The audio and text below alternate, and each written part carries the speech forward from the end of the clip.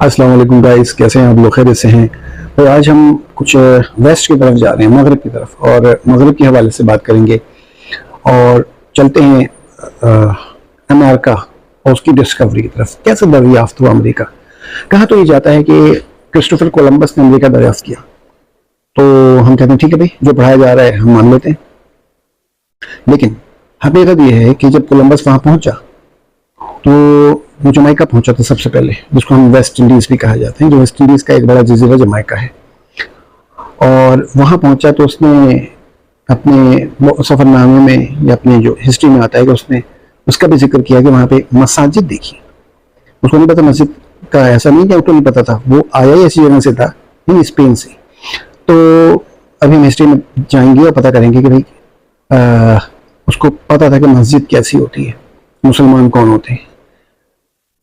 तो हुआ ये कि अब बात इतनी क्लियर करेंगे हम पहले कि मुसलमान पहले पहुंच चुके थे अमेरिका में, और कितना पहले पहुंचे थे इसका अंदाजा नहीं है, क्योंकि एक जब वो पहुंचा कोलंबस, वो ये समझा कि मैं नई दुनिया में आ गया, बल्कि पहले वो समझा मैं इंडिया में आ गया। तो वो जो है बाद में पता लगा कि वो तो इंडिया नहीं है, बल्कि वो नई दुनिया है। नई दुनिया, इसके बारे में पता ही नहीं। वेस्टर्न वर्ल्ड को बिल्कुल पता नहीं था। अच्छा, अब चलते हैं वापस शुरू से। क्रिस्टोफर कोलंबस जो है वो वेनिस का रहने वाला था। वेनिस जिसे हम कश्तियों का शहर भी कहते हैं, और ये इटली का एक शहर है, कदीम शहर है, मशहूर शहर है। और आप जानते होंगे कि आपने बहुत सारी वीडियोस में, मूवीज में, एड्स में देखा होगा कि लंबी लंबी नोट डाल से करके कश्तियां चल रही हैं, और गाड़ियों और टैक्सियों की जगह कश्तियां चलती हैं, और लोग एक घर से दूसरे घर में जाने के लिए, एक मोहल्ले से दूसरे मोहल्ले में जाने के लिए भी कश्तियों का इस्तेमाल करते हैं। तो वेनिस का रहने वाला था, और उसके वालिद जो थे कोलंबस के, वो एक मर्चेंट थे, ताजिर थे। और चूंकि वो था ही पानी में बना हुआ शहर है, और कश्तियां और जहाज पानी की आम बात थी, ट्रेड भी होती थी, तो वहीं पला बढ़ा। तो उसके वालिद ने उसको, जाहिर है पाले पोसे में आदमी बहुत कुछ करता है, तो उसको स्टडीज भी शौक था, पानी का, दुनिया का। तो उसने रिसर्च करता था, वो उसको अक्सर दुनिया का नक्शा लेके बैठा होता था, और फिर उसको हाथ लगा वो राज जिसका जिक्र नहीं किया जाता, अल इदरीसी। अल इदरीसी जो है एक मुसलमान बहुत मशहूर इल्म फलकियात और जोग्राफिया के माहिर गुजरे हैं अरब्स में। अल इदरीसी शायद पहला बंदा है पूरी इंसानों की तारीख में जिसने पहली मरतबा वर्ल्ड मैप बनाया, दुनिया का नक्शा। और उस वक्त की नॉन वर्ल्ड थी, ये जो 3 दरिया आज़म है, एशिया, यूरोप और अफ्रीका, इसी को दिखाते। अक्सर ऑस्ट्रेलिया को भी दिखाते, ऑस्ट्रेलिया भी बाद में दरियाफ्त हुआ। ऑस्ट्रेलिया को जब अरब्स नहीं, मुसलमानों ने, अरब इस्लाम से पहले ही अरब्स पहुंच गए थे वहां पे, लेकिन उतना उसको उन्होंने इतना अहम किया कि वहाँ ओबोर्जिन्स रहते हैं। जैसे अमेरिका में जो वहाँ के बासिंदे, हम रेड इंडियंस कहते हैं, एक्चुअली वो रेड इंडियंस तो हमने नाम रखा, कोलंबस ने नाम रखा, वो कहलाते हैं माया, इनका और एज़टेक। ये 3 तहजीबें मशहूर वहाँ पे बाद में दरियाफ्त में अमेरिका में रहने वाले। वैसे ओबोर्जिन्स जो हैं वो ऑस्ट्रेलिया के बाशिंदे हैं, तो अरब से ज़्यादा उस पर जोर नहीं दिया।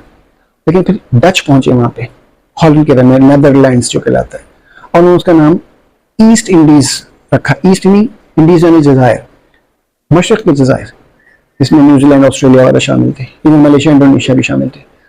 तो फिर उसके बाद उनका नाम रखा गया डच ईस्ट इंडीज, यानी डच ने क्योंकि दरियाफ्त किया था। लेकिन फिर भी इतनी ज़्यादा वहाँ पे पजीराई नहीं हुई। और लेकिन जब कोलंबस यहाँ पहुंचा अमेरिका, तो वेस्ट से पहुंचा, तो इसलिए उसने उसका नाम वेस्ट इंडीज रख दिया कि मगरबी जजायर। तो बहुत सारे वेस्ट इंडीज में आते हैं जजायर में, बहुत सारे, उसमें से जमाइका सबसे बड़ा है। एनीवेज, तो ये वहां से इसने अल इदरीसी का जब नक्शा उसको मिला, तो अल इदरीसी के नक्शे में कमाल ये कहता है दुनिया मानती है, मुसलमान नहीं, मैं और की बात कर रहा हूँ, गैर मुस्लिम उन्होंने जो बहुत काबिल थे, उन्होंने अल इदरीसी के नक्शे पे ये तबसरा किया कि ऐसा लगता है इतना परफेक्ट नक्शा इससे पहले किसी ने वर्ल्ड का, दुनिया का नहीं बनाया था। ऐसा लगता है अल इदरीसी ऊपर आसमानों में खला में गए हैं उस जमाने में, और वहां से जाके उन्होंने नक्शा देखा दुनिया का, दुनिया कैसी है, और फिर बनाया।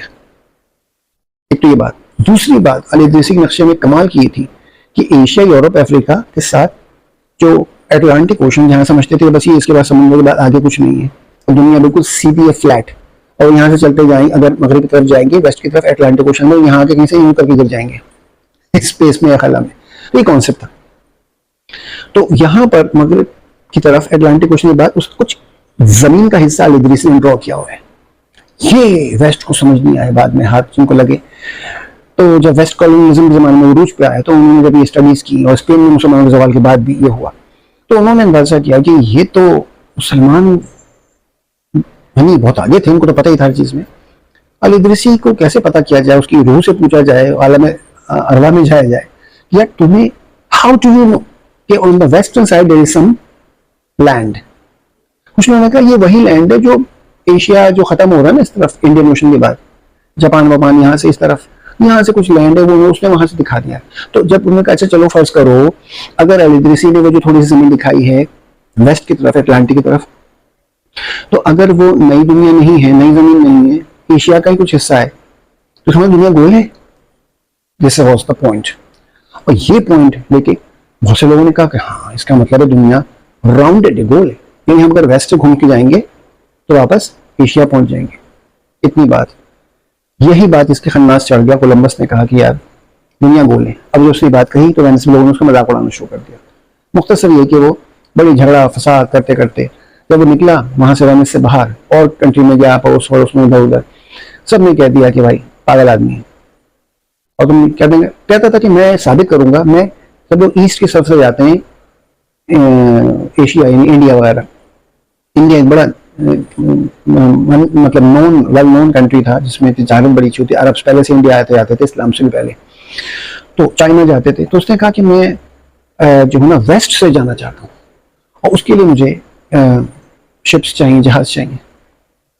तो वो अप्रोच करते करते, बड़े ताजिर का बेटा था, बाप ने सर पकड़ लिया, क्या हो गया बेटे को? कहता यार तुम बस किताबें पढ़ो, शौक में है पढ़ो, मैंने तो ही कहा था कि तुम जो है मैं समझ तुम मेरी तरह सेलर बन जाओगे, मर्चेंट बन जाओगे, जहाजों में सफर करोगे, दुनिया देखोगे, और तुम जो हो अजीब फजूल फलसफे में लग गए, दुनिया गोल है क्या है नहीं है।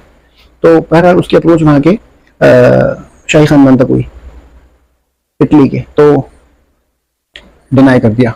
फिर वो निकल गया वहां से।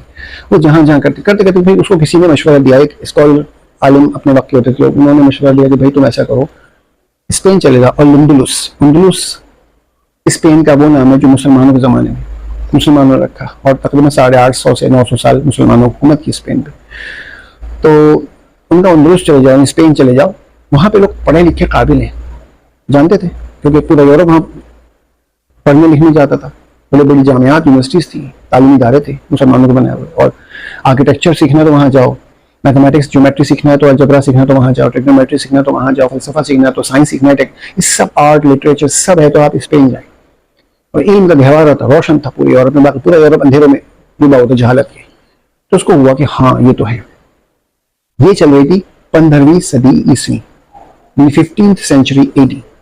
तो उसको ये हुआ कि क्योंकि वो पहुंचा, तो अच्छा वो वक्त ऐसा था कि 15वीं ईस्वी के स्पेन से मुसलमानों का जवाल शुरू हो गया था, और बड़ी खिचड़ पचड़ चल रही थी। काफी इलाके मुसलमानों के ईसाई सल्तनत छीन लिए थे, और मुसलमान में तवाफुल मुलूकी, टुकड़े टुकड़े हो गए, हर जगह का एक अशबिले का अलग बादशाह, तो गरनाता का एक ही बादशाह, तो फलाना कतबा का एक अलग, सब में टुकड़े टुकड़े हो गए, तो ताकत खत्म हो जाती है।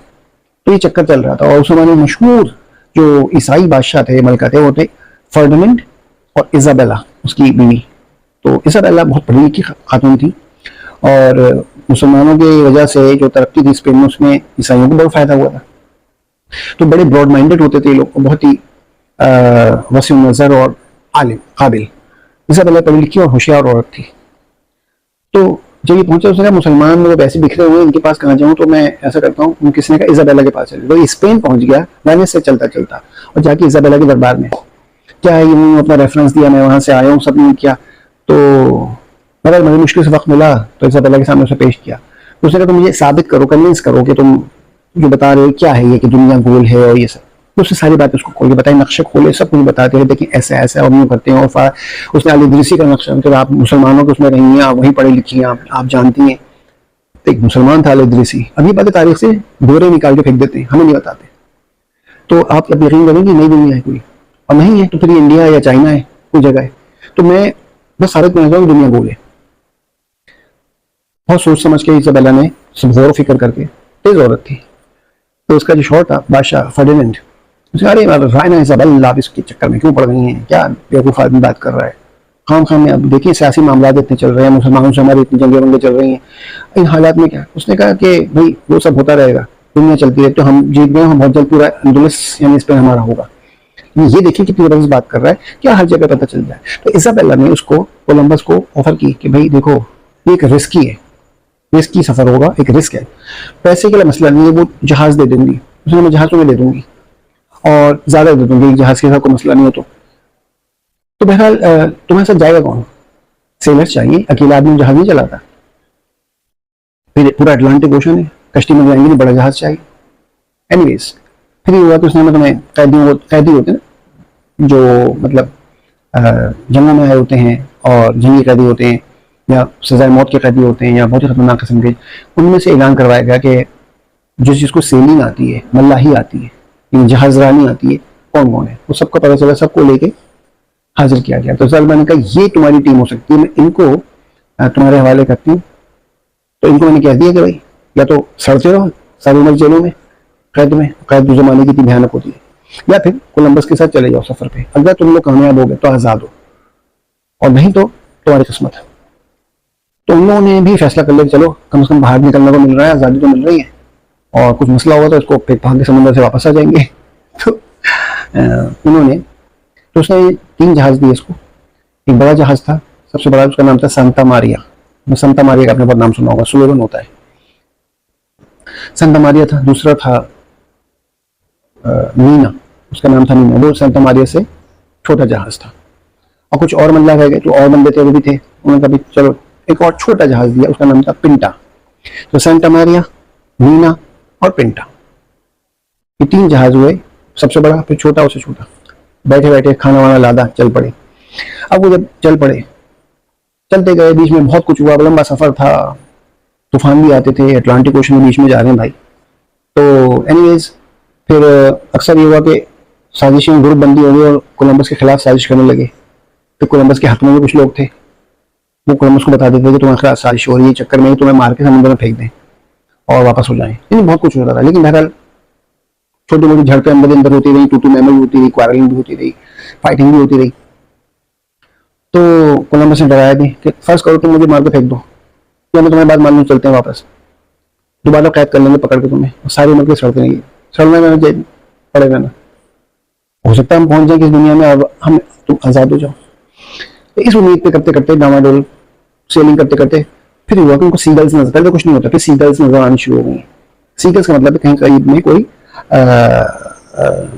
आबादी है या जमीन है, खुशकी है, और फिर कभी कोई प्लैंक्स, तख्ते, लकड़ी के दरख्तों के तने वो तैरते चले आ रहे हैं, कभी केले के जो तने तैरते चले आ रहे हैं। तो ये क्या चक्कर है, इसका मतलब कोई सब्जा उगा हुआ है, कहीं दरख्त है, कहीं आबादी को जजीरा है। इसी तरह करते करते आखिरकार वो लोग जमा किया वेस्ट इंडीज के उस पर रेखा नजर आ गया, बड़े खुश पहुंचे। अच्छा, इतनी खुशी में पहुंचे, तेजी जहां चलता गया, चप्पू चला रहे हैं, हवाएं भी तेज चला, वो आके संता मारिया सबसे आगे धड़ा, वो आके इतना घुस गया कि वो भूल ही गया खुशी में कि उसको पहले रोकना है, लंगर डालना है, फिर कश्ती में उतर जाना है। तो संता मारिया, उनको अंदाजा नहीं था कि ये आइलैंड में शायद आइलैंड है तो गहरा होगा, तो वो धंस गया, जाके रेत में, जमीन में धंस गया, फंस गया पूरी तरह, आज तक फंसा है। आज भी आप जाए जमाइका तो वहां पर वो कोलंबस आर्च या आर्क जिसे कहते हैं, वो उसके नाम से उसका ढांचा अजीब किस्म का मौजूद है, उसको मैं कुछ सेव किया हुआ है कि भाई सब लड़ गया है, लेकिन बहरहाल जैसा भी है, अब है कि नहीं है, पहले तो था, हमने तो बचपन में सुना देखा भी था उसकी तस्वीर वीडियो वगैरह, तो वो वहीं रह गया। खैर ये लोग उतरे और फिर उन्होंने जब जंगलात थे बहुत, फिर देखा आगे जाकर के तो उनको लोग नजर आए, वो उनको देख रहे हैं, उनको देख रहे हैं। तो उसने कहा अरे इंडियंस, वो समझा मैं इंडिया पहुंच गया हूँ। तो उसने कहा इंडियंस, तो अच्छा वो थे, उन्होंने लाल लाल रंग के पर लगाए थे, शायद इस तरह की हिस्ट्री आती है, और रेड कलर के उन्होंने जो लकीर वगैरह नहीं बनाते हैं वैसे, वो उन्होंने किया हुआ था। तो उन्होंने कहा ये तो रेड, किसी ने कहा रेड इंडियंस, उस तरह रेड इंडियंस बोला, वो रेड इंडियन नाम पड़ गया। खबर वहां पे फिर अरब भी मिले, मुसलमान थे, मस्जिदें बनी हुई थी, सब कुछ हो रहा था, लेकिन बहुत कम तादाद में थे। बहरहाल उसने वहां पे बहुत कुछ देखा, उनसे मिला जुला, बताया, इशारे किए। तो अब ट्रांसलेटर कौन थे, मुस्लिम्स, ये बात नहीं बताई जाती हमको। तो जो अरब पहुंचे हुए थे मुसलमान, उन्होंने बताया। बहरहाल उनका मकसद हरगिज़ ये नहीं था कि नीयत खराबी है, कब्जा करना, इनका ज़रूर था। अब इन्होंने कुछ उनके दोस्ती यारी भी कर ली और देखा कि वो लोग एक पाइप टाइप की चीज़ है, एक पाइप नुमा चीज़ है, उसको यूँ लेके कुछ खींचते हैं और फिर छोड़ते हैं, धुआं निकलता है। उनको समझ नहीं आया ये क्या चीज़ है। एक्चुअली वो सिगार था, सिगार। वहाँ पे देखे उन्होंने ये क्या चीज़, कहते हैं वो पीते हैं, दिखाया उन्होंने, दरख्त था, उसके पत्ते थे, पत्ते तोड़ के बताया खुश्क होते हैं, उसको ऐसे करते हैं, उसके अंदर तंबाकू चोट कर करके डालते हैं और ऐसे वो उसको बांध देते हैं, उसको सुलगाते हैं, उसको कश ले देते हैं। तो सिगार जो है वो रेड इंडियंस की मायाज इनकास की जो है इन्वेंशन है, और इसी से फिर सिगरेट बना, बीड़ी बनी, ये सब बना, पाइप वाइप जितना भी है। ये स्मोकिंग जो है वो रेड इंडियंस की इन्वेंशन है, वहाँ से आया। अच्छा भी उसके बाद फिर क्या हुआ, फिर ये हुआ कि कुछ लोगों के लिए कुछ तो वहाँ की खास चीज़ें थी, पैदावार थी, और इस तरह की कोई चीज़ें ले देके उनसे कि मैं जा रहा हूँ दुनिया वापस, अभी दुनिया में उनको बताया। तो वहाँ जो मुसलमान अरब थे थोड़े बहुत, तो उन्होंने बताया कि हाँ कोई मसला नहीं, वहाँ भी दुनिया जहाँ से आए, जहाँ से हम आए, तो ये ऐसे भी जाएंगे, सैर वगैरह कराएंगे, ले आएंगे, कोई मसला नहीं है। तो उन्होंने अपने बंदे कर दिए कि चलिए सैर सपाटे करके आ जाएंगे। कुछ वहाँ की चीज़ें ली, सिगार भी लिया और लेके पहुँचा वापस। अब वापसी जब हुई तो 2 जहाज़ों में हुई, तो ठूस ठांस के बैठे नीना और पिंटा में। संता माल तो फंस चुका था। वापस गए, इजाबेला के दरबार में पहुंचे, उसके दरबार में बंदे पेश किए कि देखिए मैं लेकर आया सबूत के तौर पर ये चीज़ें। तो इस तरह से कोलंबस डिस्कवर्ड अमेरिका और नाम बढ़ गया कोलंबस का। फिर बहुत सारी बातें, दोबारा एक सफ़र पे गया, इजाबेला ने दोबारा भेजा कि जाओ पता करो, तो ये तो पता चला वो नई दुनिया इंडिया नहीं है। तो वो और वावेला मच गया हो। अच्छा इस दौरान मुसलमानों का और बुरा हाल हुआ और मुसलमानों को ऑलमोस्ट फिनिश हो गए, मतलब तकरीबन स्पेन से निकाल ही दिया उन्होंने। 1% आज भी सिर्फ 1% है मुसलमान वहाँ पे।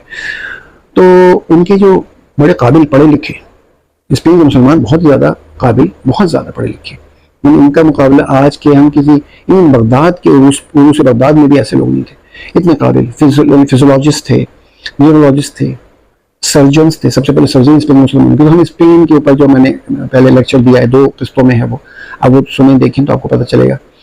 तो ऑलरेडी हम कर चुके हैं।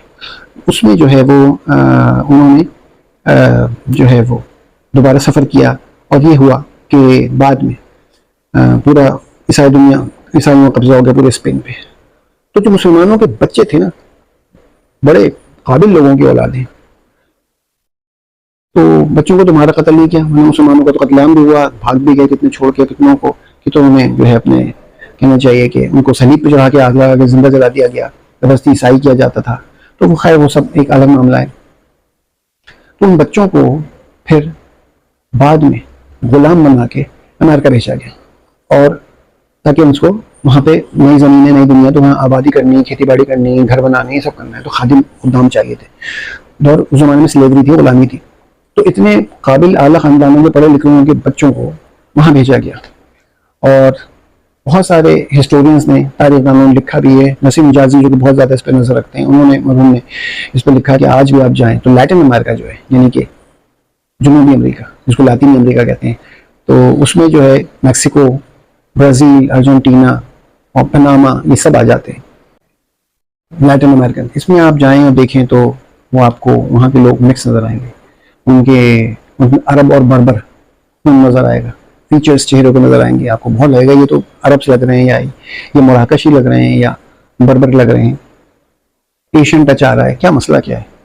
तो ये मसला है, उनको पता नहीं, उनको बस ईसाई कर दिया गया और अमेरिका आबाद होता गया, और बाद में उनको बस ईसाई करके और फिर उनकी नस्लें बदल गई। उनको पता नहीं उनकी आबाद होता, अब जाके पता चल रहा उनको, बहुत सारे लोगों को, कि उसमें कि वो किसकी औलाद थे, वो मुस्लिम्स थे। बहरहाल वो ऐसे उसमें खलतमल्त हो गए कि अब वो उस तरफ जाएंगे भी, उनको पता भी चले, उसी दुनिया में मगन है। और दूसरे ये कि मानते नहीं जन्म गफीर तो इस बात को, लेकिन ये हकीकत है, बड़े अफसोस की बात की। अगर मुसलमानों की हुकूमत रहती, उस वक्त जवाल का वक्त नहीं होता, अगर इफ, तो पूरे अमेरिका में मुसलमानों की ही आज हुकूमत होती। बहरहाल अल्लाह ताला को जो मंजूर। तो ये सारा सिलसिला है कि किस तरह कोलंबस ने यूरोप से आकर के और अमेरिका डिस्कवर किया इंडिया के चक्कर में, और दुनिया को साबित किया कि मुसलमान पहले साबित कर चुके थे। अल-इदरीसी के नक्शे का जैसे मैंने जिक्र किया, ये मकसद ही बताने का था इस सारी बातों में कि मुसलमानों की मरहूम उम्मत ही यूरोप वालों को इस बात की तौफीक हुई कि वो जाके साबित करें कि मुसलमान पहले मौजूद थे, वहाँ पे काम कर रहे थे, दीन तब्दील कर रहे होंगे, पहुँचा रहे होंगे, अमन की बातें कर रहे होंगे। इन्होंने जाके फसाद किया, उनको बहुत मारा, बहुत जंगें हुई, इन दोनों ने जाके बहुत काटन पीटी की, बहुत लूटा उनको, बहुत अपनी ज़मीन में कब्जा करे बैठ गए। तो बहरहाल आज वो बातें करते हैं कि हमारी ज़मीन है, हमारी ज़मीन, तो जो वर्ल्ड इंडियंस कहते हैं हमारी ज़मीन है, आपकी भी नहीं है, आप लोग भी आके हमें किस तरह कब्जा किया आप जानते हैं। एनीवेज, तो ये थी तारीख और ये था अमेरिका डिस्कवर होने का जो बैकग्राउंड। और बहरहाल अलग अलग दीन है, उस वक्त नहीं हुआ तो कोई बात नहीं, इल्म मुसलमानों ही का था, अल्लाह का दिया हुआ, जिसकी मदद में डिस्कवर हुआ। और जितना इस्लाम इस वक्त यूरोप, अमेरिका में, कनाडा में फैल रहा है, अमेरिकन कॉन्टिनेंट में फैल रहा है, कहीं नहीं हो रहा। तो बहरहाल तो हमें अफसोस ही होता है कि यार सारे जो हैं कितने मुसलमानी औलादें बाद में काफिर होकर रहे और काफिर होकर मर गए, इसका अफसोस। और कुछ ना कुछ अपने आबाउजात की खराबियाँ, गलतियाँ होती हैं जो कि आइंदा नस्लों को भुगतनी पड़ती हैं। तो बहरहाल कोई क्यूरीज हो जरूर कमेंट्स दीजिए, सब्सक्राइब नहीं किया अभी तक तो कर दीजिएगा। और जो है आपके कमेंट से पता चलता है कि क्या बात थी, क्या नहीं थी, इसमें क्या समझ आया और क्या इसमें कोई कुछ रह गया, कोई पॉइंट या कोई डिस इन्फॉर्मेशन तो ऐसी नहीं जो मेरी तरफ से आई हो, तो उस पर बिल्कुल आप कमेंट कर सकते हैं। और दुआओं की दरख्वास्त है। अस्सलाम वालेकुम रहमतुल्लाह।